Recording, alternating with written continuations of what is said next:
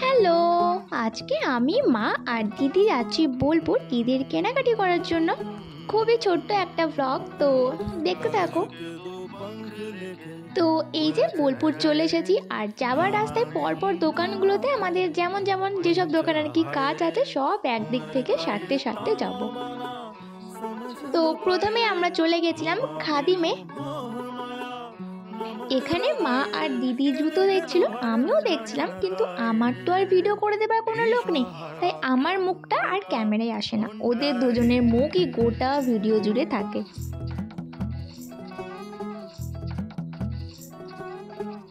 তারপর ওখান থেকে বেরিয়ে কাপড় টাপড় কেনার জন্য আমরা প্রথমেই ঢুকলাম স্টাইল বাজারে। স্টাইল বাজারে গিয়ে কাপড়গুলোর আগে আমার চোখ যায় জুয়েলারিগুলোর ওপর। গিয়ে আমি প্রথমে ওইগুলোকে 2-3 মিনিট ধরে ভালো করে দেখি, তারপরে বাকি জামা কাপড় দেখি। তো তারপর যেমন বলা হয়েছিল আমাদেরকে ওরকম জামাগুলো দেখানো হচ্ছিল।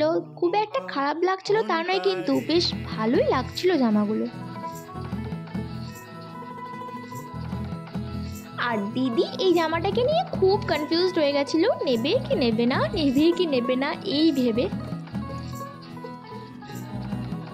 কিন্তু জামাটা বেশ ভালোই লাগছিল একসঙ্গে দেখতে।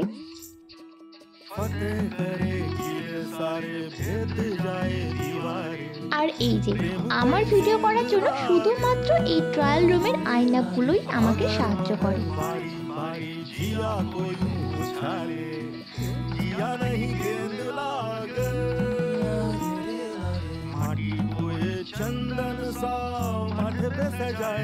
তারপর ওখান থেকে বেরিয়ে আমরা গেছিলাম অন্য একটা দোকানে। ওখানে দেখছিলাম মায়ের জন্য শাড়ি।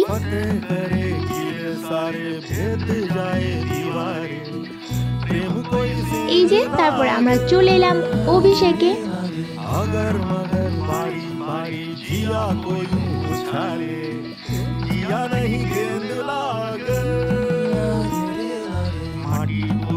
चंदन सा मठ पे सजाए रे, जुबां पे जो मोह माया नमक लगाए रे, के देखे न भाले न जाने न दाए रे, दिशाहारा केमन बोका মনটা রে। আমাদের সব কেনাকাটি হয়ে যাবার পর আমরা যাব একটা দিদার বাড়ি, মানে আমার মায়ের পিসির বাড়ি। তার জন্য এখানে মিষ্টি কেনা হচ্ছে। আর দিদার বাড়িটা বোলপুর থেকে আরও 10-15 মিনিট যেতে হয়, একটু দূরে। অনেক দিন পর এরকম বড় পুকুর দেখলাম, আর চারিপাশে অনেক গাছ থাকায় বেশ হাওয়াও খুব সুন্দর দিচ্ছিল। রাস্তাটা দিয়ে এত সুন্দর লাগছিল আসতে, যেন মনে হচ্ছে চলেই যায়। তো আমরা গেছিলাম দুপুরে টাইম করে। আর দিদা এই দেখো কত কি রান্না করেছে সব আমাদের খাবার জন্য, মাছ মাংস আরও কত কিছু। তারপর আমরা কি কি কিনেছি এগুলো সব দিদাকে বসে বসে দেখাচ্ছিলাম, আর আরও অনেক গল্প টল্প করছিলাম। তারপর বিকাল বিকাল বেরিয়ে পড়েছিলাম বাড়ি আসার জন্য। আর রাস্তায় গিয়েছিলাম এই একটা ম্যাঙ্গো জুস।